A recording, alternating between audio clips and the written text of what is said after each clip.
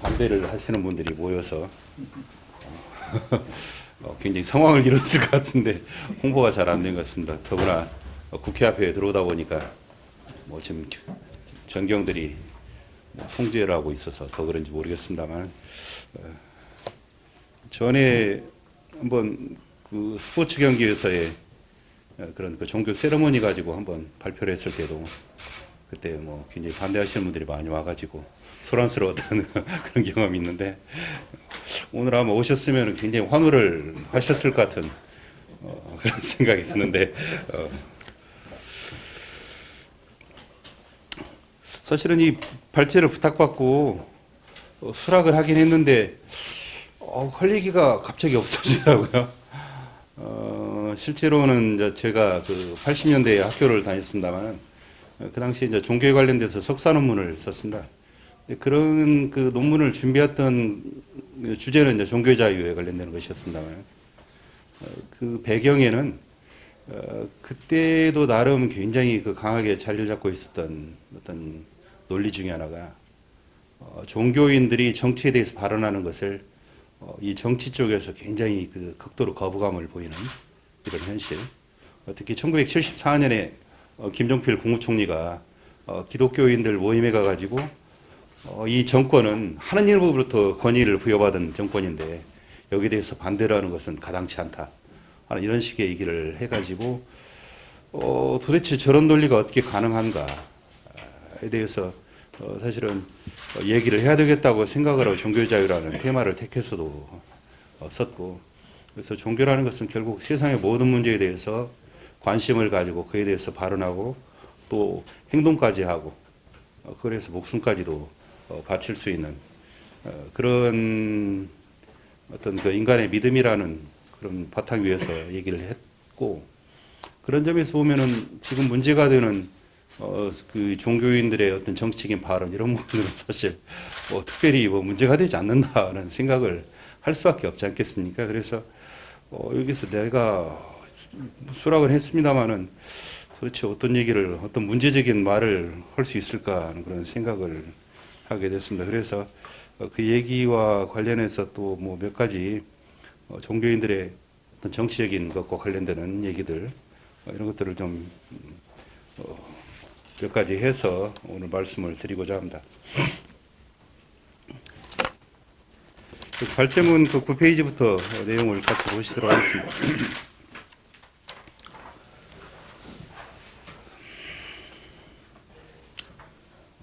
이 대한민국의 역사에서 종교는 정치하고 굉장히 그 긴밀한 관계를 가져왔습니다. 특히 해방 이후에 기독교하고 대종교가 굉장히 많은 역할을 했던 것은 우리가 잘 알고 있습니다. 특히 그 재헌국회에서 국회의원 한 198명 가운데 거의 40여 명이 기독교인이었다 하는 이런 점. 그리고 이승환이 그 기독교의 장로였고 그 측근들이 상당히 그 중요한 정치적인 역할을 수행했고 하는 이런 점을 생각을 하면은 특히 기독교가 이런 정치에 굉장히 그 깊이 관여하고 많은 역할들을 했다 하는 점을 우리가 쉽게 확인할 수 있습니다. 그리고 이러한 그 기독교 활동은 뭐 친정권적인 뿐만 아니라 특히 유신 정권의 경우에 그리고 전두환에 관련돼서도 매우 비판적인 역할을 수행했고 이런 것들이 아마 기독교사에서 굉장히 높이 평가될 부분이라고 저는 생각을 합니다. 근데 그 최근에는 기독교 단체를 중심으로 해서 인권 정책 또는 차별금지법 또는 사학 문제 이런 데 대해서 굉장히 그 강한 그런 발언들을 해나오고 있는 것을 볼 수가 있습니다. 특히 최근에 뭐 세금과 관련되는 그런 문제에서도 상당히 그 묘한 그런 그 긴장 관계에 있다고도 얘기를 할 수가 있고, 그리고 그러한 그 종교와 정치의 관계를 보여주는 것 중에 하나가 국가 조찬기도회다 하는 그런 생각을 하고 있습니다. 그리고 이에 대해서는 전에 제가 뭐 별도로 논문을 썼던 적도 있기 때문에 그에 대한 그 자세한 내용은 제 글을 보시면 될 것 같습니다. 그리고 종교정당이 만들어지는 그런 경우도 존재하고요. 근데 기본적으로 제 입장은 그렇습니다. 모든 사람이 또는 단체가 자신이 속한 공동체의 정치적인 문제에 대해서 발언하고 또 표현을 하고 참여를 하고 또 그것을 위해서 여러 가지 활동들 하는 이런 자체는 기본적으로 민주사회에서 그 구성원들의 기본적인 권리다 그런 생각입니다. 그리고 이런 부분은 종교단체 역시 마찬가지다 그런 생각을 하고 있습니다.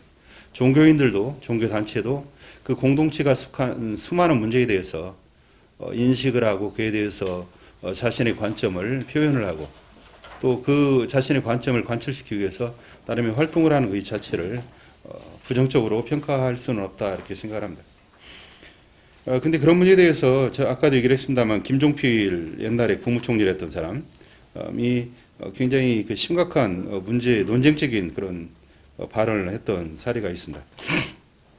특히 그게 아마 두고두고 이 종교와 정치의 관계를 이견돼서 인용이 될 그런 발언이라고 생각을 하는데 그 각조 8번에서 보시면은 뭐 시작성서 로마서의 구절을 인용을 했는데 거기에서 또 하나님으로부터 그 권위가 비롯되는 민주정부라는 이런 식의 표현.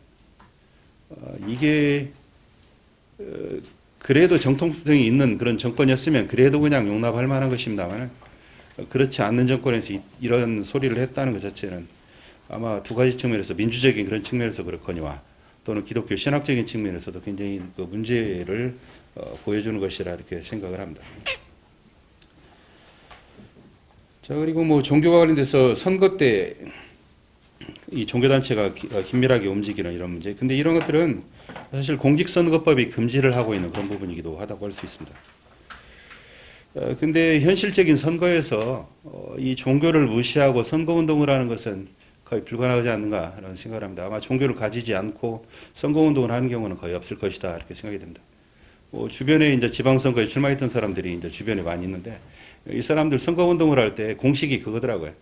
일단 교회든 천주교회든 절이든 셋 중에 하나는 나가라. 그리고 가능하면은 대단지인 그런 아파트에 거주를 해라. 뭐 이걸 두 가지를 같이 가져야 일단 그 득표에 굉장히 도움이 된다 이런 얘기를 하더라고요. 그래서 이게 뭐 공직선거법상 금지되고 있습니다만은 현실적으로 거의 뭐 어떻게 할 도리가 없는 것 같더라고요. 교묘한 방식으로 이런 선거운동들을 하기 때문에 이 형벌을 과하는 범죄의 행위로 규정이 되어 있는데 불구하고 그런 것들을 제대로 대처하지 못한다 이런 생각입니다. 기본적으로 우리 헌법에는 그 종교의 자유가 규정이 되어 있고 또 종교와 관련돼서 정교 분리의 원칙이 규정이 되어 있어서 이 종교와 정치의 관계에 대해서 과연 어떻게 해야 되는가 이런 것들이 굉장히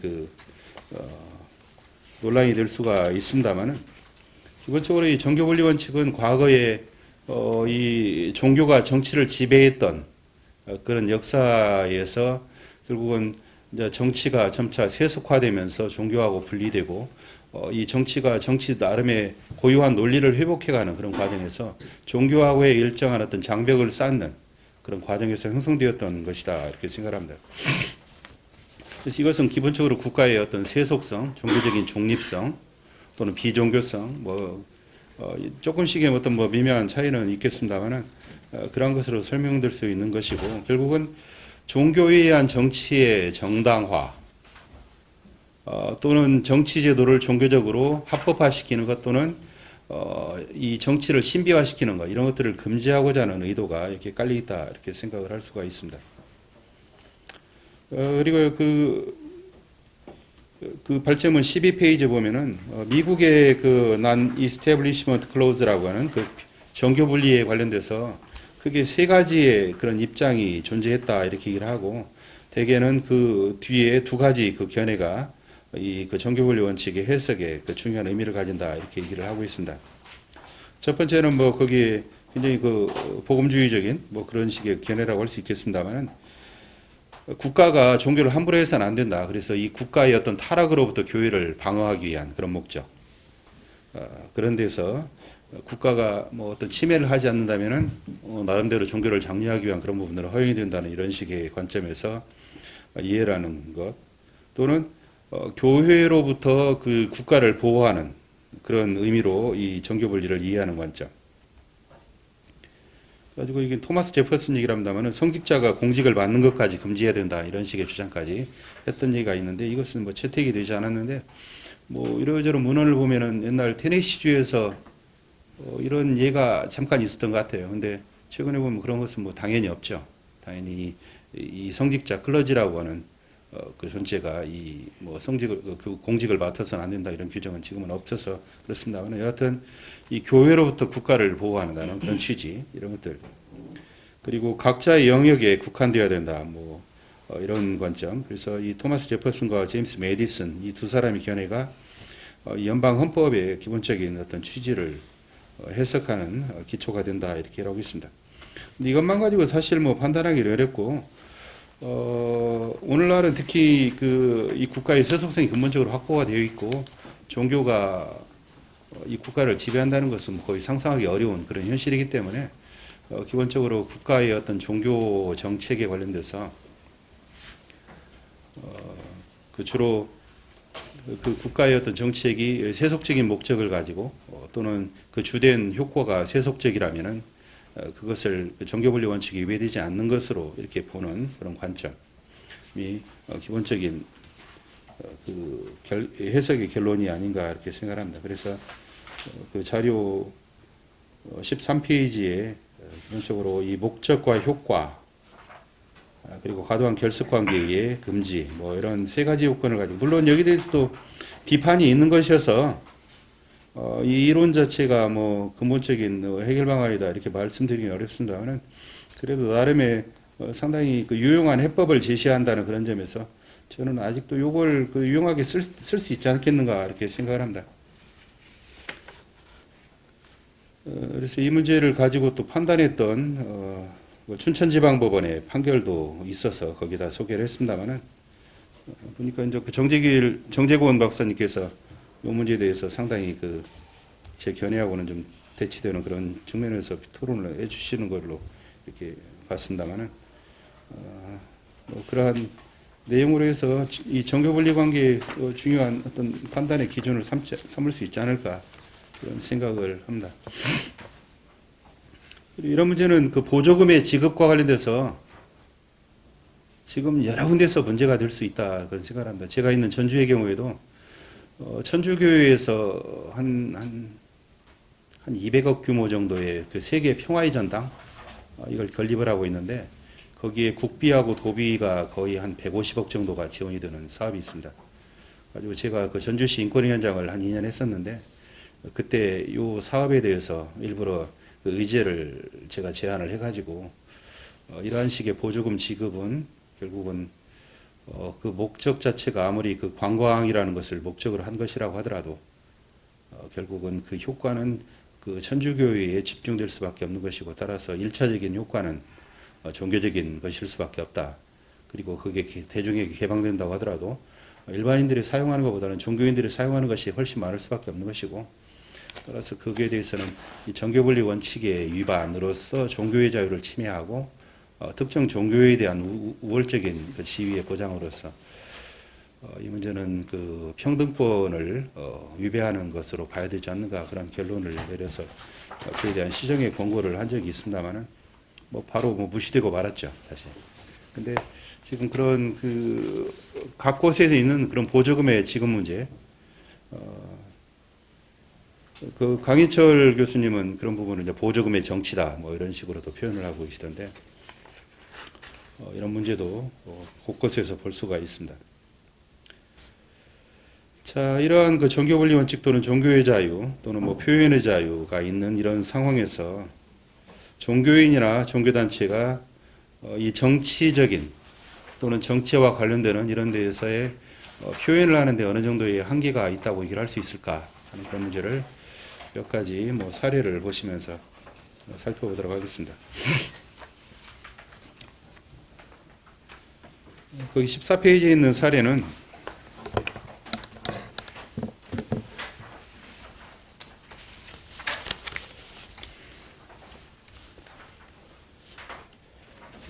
공군에서 있었던 사례인데요.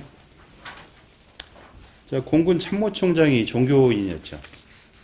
기독교 아마 자신이 접속한 그 정통교회 여기에 그 교인이라고 생각하시는 것 같고 이제 군종들도 대개는 이제 그러한 교리를 가진 교단에서 임용이 되신 그런 군종들이라고 할 수가 있습니다.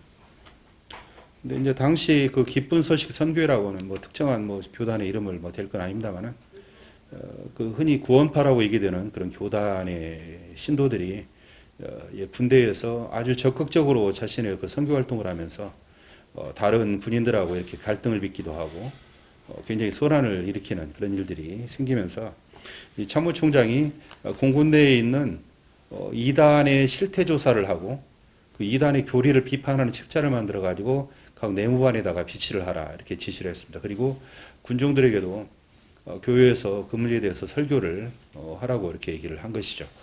가지고 이제 이게 나중에 교단에서 손해배상 청구 소송을 해가지고 문제가 됐던 사안인데 이와 관련돼서 1심에서는 이게 인정이 되었던 것 같습니다. 근데 2심에 가가지고 고등법원에서 이게 파기가 되죠. 그리고 대법원에서 이게 확정이 됐습니다. 근데 거기에 일부러 제가 그 담당 재판부 그 법관들의 이름을 적어놨습니다만은 우연인지는 모르겠습니다만은 서울 고등법원의 경우에도 재판장이 곽종훈 판사죠. 곽종훈 판사입니다. 그리고 대법원의 경우에도 김항식 대법관이 이 주심을 맡았던 이런 사안인데 두 분이 다 아주 그 보수적인 신앙을 가진 그런 아주 굉장히 종교적인 색채가 짙은 그런 인물들이라는 사실이 우연일이라고 뭐 생각을 합니다만은 그렇지 않을 가능성도 뭐 배제를 할 수는 없죠.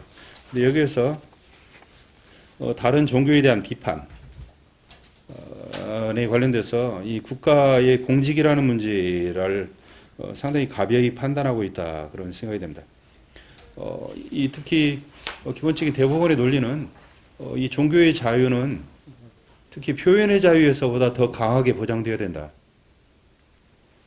이런 그 얘기를 하고 있고 그래서 신앙의 본질적인 그런 내용으로서 최대한 보장받아야 될 종교적인 비판행위다. 비판의 표현행위다. 이렇게 해서 참모총장이 또 단결심의 함양을 위해서 계몽적인 차원에서 이런 책자를 발행 배포했다고 하더라도 그것이 유효한 직무집행이 해당되지 아니한다. 그래서 이 원심의 판단을 그대로 받아들였던 사례라고 할 수 있습니다.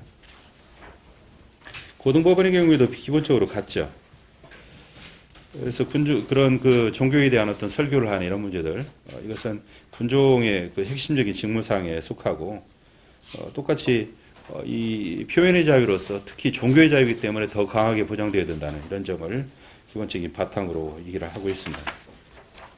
그래서 그 내용들은 한번 보시면 좋을 것 같고요. 근데 이런 문제에 관련돼서 참모총장이나 군종이 나름 그 군내에 어떤 그 지휘 체계를 잘 확보하고 그에 제외되는 요소를 발견해서 해결한다는 것, 이것은 지휘권자의 권한에 속한다 이렇게 얘기를 할 수가 있습니다.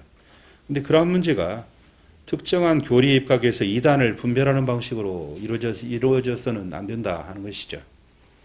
이단이라는 문제는 사실 교회 내부에서의 문제이고 사실 각 교단마다 아주 그 사소한 또는 미묘한 어떤 교리상의 차이가 있는 것은 우리가 뭐 잘 알고 있는 바와 같습니다. 어쩌면은 국가가 정교분리 원칙에 대해서 규정을 하고 그의 구속을 받는다는 얘기는 국가는 종교 내부에서 말하는 어떤 이단의 문제에 대해서 그것을 국가가 관여해서는 안 된다. 무엇이 정통이고 무엇이 이단인지를 말하려고 또는 판별하려고 해서는 안 된다는 것이 그것도 포함된다고 이렇게 생각을 할 수 있습니다. 그러니까 이단 정통 문제는 결국 종교 내부의 문제이고 이에 국가가 관여할 수는 없는 것이다 이렇게 생각합니다. 그리고 군종이 설교에서 이단 비판 설교를 하는 것은 일반적인 어떤 종교단체라고 한다면 교회라고 한다면은 이것을 뭐 어떻게 하든지 아무런 상관이 없다고 볼 수 있습니다. 그러나 이 군종은 국가의 구성원이고 국가의 공무원이죠. 그리고 이 공무원은 사실 특정한 교단에서만 이게 그 배출이 되는 이런 것으로 지금 자리를 잡고 있습니다만은 같은 기독교라고 하더라도 그 안에 수많은 종파들이 있고 다양한 교리체계를 갖고 있기 때문에 이 경우에는 자신이 속한 교단의 교리를 강하게 얘기하고 다른 교단의 교리를 비판하는 이런 문제는 매우 조심스럽게 접근해야 할 필요가 있다. 즉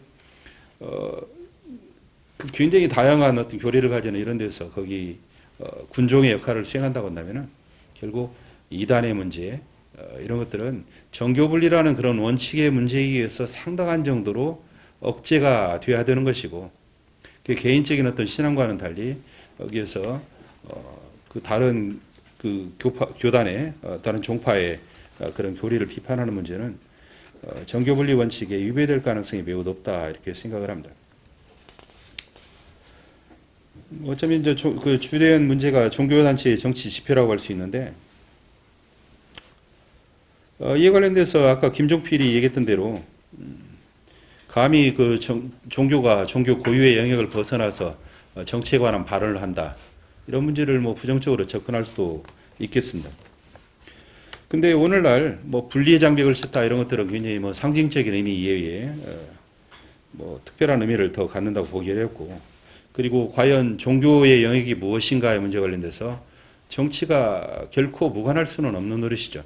어쩌면 정치야말로 종교의 가장 치열한 어떤 그 고민의 지점이라고도 얘기를 할 수 있는 것이고, 따라서 이 정치와 종교가 분리되어야 된다 이런 식의 얘기는 사실 정치에 대해서 좀 무관심하거나 아니면 우호적이거나 하는 이런 때에는 아무런 뭐 어떤 의미가 없지만은 오히려 비판적인 것에만 오히려 그 반대에 그것을 부정하는 의미를 갖는다고 하는 점에서 특정한 어떤 종교적인 또는 특정한 정치적인 성향에 대해서만 비판을 하는 결과가 된다 이렇게 얘기를 할 수 있을 것 같습니다. 특히 뭐 종교라는 것이 종교 고유의 영역에 머물 수 없기 때문에 또 삶의 자리, 세계 문제와 사건 속에서 궁극적인 것을 추구하는 것이기 때문에 이 종교에 관심사는 정치인까지를 포괄할 수밖에 없다 이렇게 생각합니다. 그리고 종교가 뭐 정치 문제에 관여해서는 안 된다 이런 관점은 정치 권력이 종교가 어떠해야 된다, 종교를 이 정치 권력이 규정하고 있다는 이런 점에서도 더더욱 받아들이기 어려운 그런 주장이라고 생각을 할 수가 있겠습니다. 자, 그렇게 되면은 뭐 종교가 정치 권력의 신여가 되는 것 아니냐, 뭐 그런 것들도 뭐 좀 우려할 수가 있겠습니다만은 기본적으로 뭐 거기 18페이지에 써놨습니다만은 종교단체도 일반 결사의 하나이기 때문에 권력의 신여 노릇을 할 수도 있고 이로 인해서 타락하고 자멸의 길을 걷던 이것은 종교단체가 스스로 선택하고 감수할 문제다. 저는 그렇게 생각합니다. 종교단체를 걱정해서 뭐 종교단체가 이런 정치적인 사안에 발언하고 관여하고 이런 것들을 굳이 뭐 부정할 필요는 없지 않겠는가 이렇게 생각합니다. 물론 그런 종교단체의 그런 활동으로 인해서 초래되는 수많은 명예훼손의 문제나 뭐 이런 법적인 그런 그 문제들 이런 것들은 굳이 뭐 종교라는 이유로 해서 뭐 면제가 되지 아니하고 똑같은 법적인 그런 규제를 받아야 된다고 얘기를 할 수 있겠습니다. 뭐 요새 뭐 광야교회 얘기하고 그러는데 이 광야교회라는 뭐 그런 부분들도 사실은 다 이 집회에 해당되죠. 그래서 집회 및 시에 관한 법률의 규제를 받아야 된다고 얘기를 할 수 있습니다. 다만 집시법 제15조에서는 이런 종교 집회에 관련돼서는 사전 신고 규정 또는 집회가 금지되는 장소, 시간 이런 데에 관한 적용 대상에서 제외를 하고 있습니다. 그래서 종교 집회를 상당히 강하게 보장하는 그런 내용을 갖고 있습니다.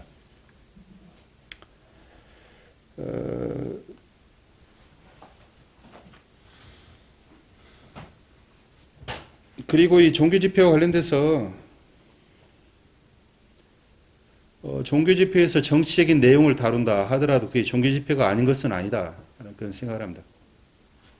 종교가 아까 말한 대로 굉장히 세상의 모든 문제를 아우르는 관심사를 가져야 되고 그에 관련돼서 발언하고 또 행동을 하는 이런 것이 그 종교적이라고 얘기를 한다면은 종교 집회에서 굳이 정치적인 사안을 못 다룰 이유는 기본적으로 없는 것이죠.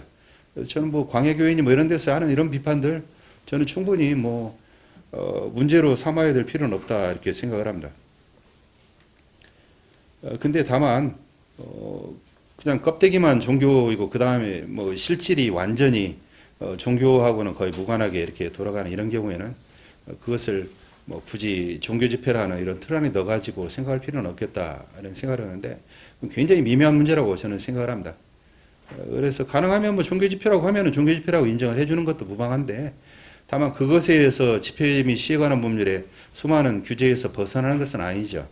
뭐 당장 뭐 소음에 관련되는 문제 이런 것들 그것은 그 종교 집회라고 하더라도 적용이 제외되는 것은 아니거든요. 그래서 뭐 65대 11이니 뭐 75대 11이니 이런 식의 그 규정의 제한을 받는 거 이런 것들은 결코 뭐 자유롭지 않다 이렇게 생각을 합니다. 그래서 그에 관련돼서는 뭐 이 집회 및 시에 관한 법률에서 이 소음에 관련되는 그 규제를 또 규정을 하고 있고요. 이것을 또 위반하면은 그걸 형사 처벌할 수 있도록 규정을 하고 있기도 하죠. 그래서 참 생각하면은 참 인간의 일이라는 것이 굉장히 오랜 수고를 해가지고 야간 집회를 금지하는 집시법 규정이 헌법 불합치라고 결정을 해놨더니 그 덕을 보는 것은 또 다른 사람들이죠. 그렇죠? 근데 뭐 그 자유는 모든 사람이 또 누리게 되는 것이니까 뭐 그것을 나쁘게만 생각할 필요는 없다는 생각이 드는데 여하튼 이 집회 및 시에 관한 법률에 의해서 그대로 규제를 받아야 되고 그렇게 한다면은 굳이 뭐 종교 집회라는 것이 더 특별한 의미를 갖는 것은 저는 아니다 이렇게 생각을 합니다.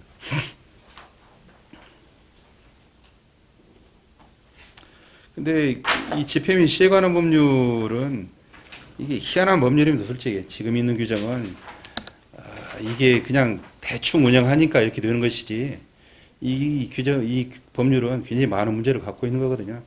사실은 사전 신고를 하도록 하고 있는데 집회를 사전 신고하지 않으면 형사 처벌을 받아요. 주최자가.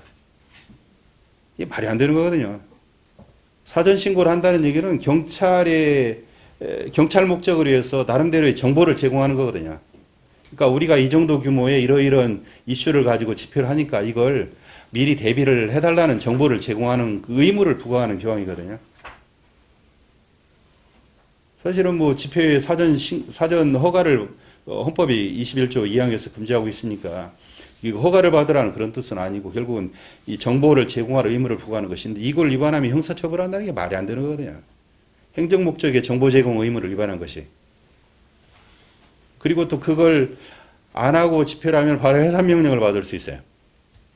가지고 이 집회의 내용에 따라서 어떤 것은 놔두기도 하고 어떤 것은 뭐 굉장히 강하게 대처를 하기도 하고 그랬죠. 물론 경찰 내부에서는 뭐 사전 신고를 안 했다고 해서 바로 집회를 해산하는 이런 건 아니다고 말하는데 그게 굉장히 그 선별적으로 적용된다는 건 뭐 우리가 익히 다 알고 있는 바와 같은데 여하튼 그러한 이 미신고 집회의 경우에 그 해산 명령을 하는 이런 문제점이 있다는 이런 것들을 고려해서 이런 것들이 적용돼야 될 것이다 하는 그런 생각은 듭니다. 그리고 종교정당에 관련돼서 이 정당이 종교적인 색채를 가지는 것 이것을 우리 지금 그 정당법상은 특별히 금지는 하고 있지 않습니다. 그리고 대한민국의 헌법 질서를 근본적으로 존중을 하고 그 틀 안에서 종교적인 어떤 이념을 표방하는 것이라고 한다면 그것도 역시 금지되어야 될 것은 아니다. 이렇게 볼 수가 있습니다. 제가 뭐 며칠 전에 그 정당을 쭉 찾아보니까 지금 등록된 정당이 34개인데 그 중에서 그린 불교연합당, 기독당, 기독자유당 여기에서 그 종교정당의 그 색채를 갖고 있는 것으로 이렇게 확인할 수가 있었습니다.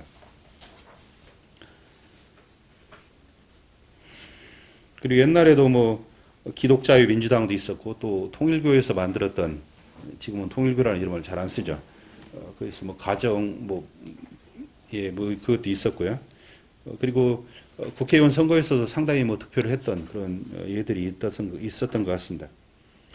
근데 이러한 부분도 역시 마찬가지로 하나의 정책인 그런 활동이고 종교인이라고 종교단체라고 해서 특별히 금지될 것은 아니다. 이렇게 생각을 할 수 있습니다. 그런데 이 일반적인 어떤 집회 문제하고는 달리 이 종교 정당의 문제는 달리 봐야 될 필요가 있다. 정당은 기본적으로 물론 이제 그 정당에 따라서 좀 다릅니다만 근본적으로 그 개념 자체가 정권의 획득이라는 것. 그리고 정권을 획득한다는 얘기는 자신이 이런 공직을 맡아서 이 정당의 바탕을 두고 공직을 수임해서 수행해야 되는 그런 직접적인 관련성이 있기 때문에 헌법은 이 정당에 대해서 그 목적과 활동이 민주적이어야 된다 이런 그 요건을 요구하고 있습니다. 그래서 그 정당의 목적이나 활동이 민주적이어야 된다는 이런 점을 생각하면은 종교단체의 그 조직 자체를 근본적으로 그대로 이 정당에 편입시키는 방식, 이것은 매우 위험할 수 있다. 기본적으로 종교라는 것이 가지는 어떤 그 성격상 어떤 이성적인 토론, 민주성 이런 것들하고는 상당히 거리가 있는 실정이기 때문에 이런 문제를 감안한다면은 이 공직선거법에서 이 정당의 이 정치활동에 관련되는 어떤 종교단체의 관여를 일정하게 금지하고 있는 목적처럼 기본적으로 이 정당의 경우에는 종교단체가 그대로 이 정당의 조직과 활동에 관여하는 방식으로 이것이 동원되는 것은 결코 민주사회에서 바람직하지 않다 이렇게 생각을 합니다. 일본의 경우에도 공명당이 있고 이 공명당의 경우에 그 종교단체의 조직이 그대로 이 정당의 구성으로 이렇게 이어지는 것을 얘기를 하고 있습니다만은 예, 뭐 바로 그 마무리하겠습니다. 이런 문제와 관련돼서도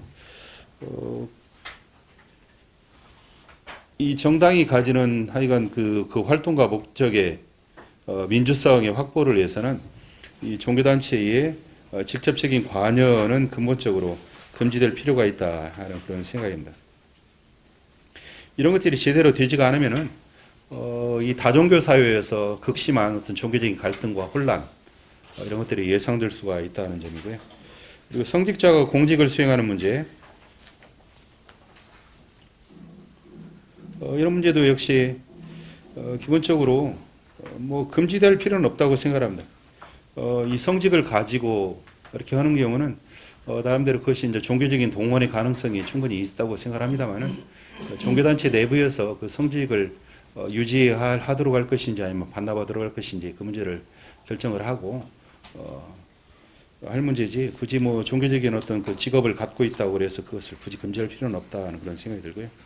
그리고 그 종교단체의 어떤 이 정치와 관련되는 그런 사안으로서 사랑의 교회와 관련되는 부분을 거기다가 인용을 해놓고 있는데요.